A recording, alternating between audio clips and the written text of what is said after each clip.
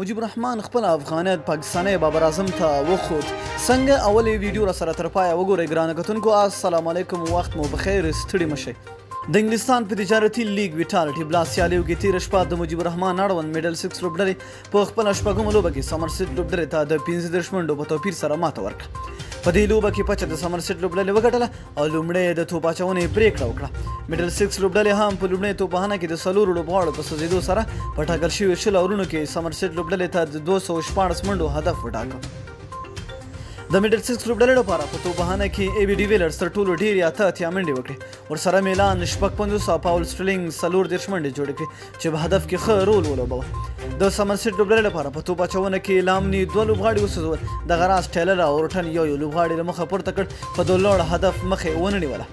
د سمرسیټ لوبډلې ټاکل شوي د 214 منډو هدف په ټول توان سره پوره نه کړ. د دې ټولو لوبډله په 13 اور کې د 180 منډو په کولو سره وسوځېده او یا د سیالۍ د 15 منډو په توپیر سره بایلوله.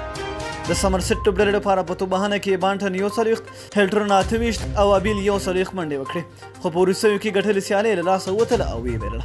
د میډل 6 لوبډلې لپاره په توپ اچونه کې سویټر سرول لوبغاړي فین او افغان لوبغاړي مجيب الرحمن دوه لوبغاړي له مخې پورته کړ چې باخې کې بابر اعظم یې کلین بولډ کړ. د سیالۍ د 15 منډو په توپیر سره د مجيب اړوند میډل 6 لوبډلې وګټله.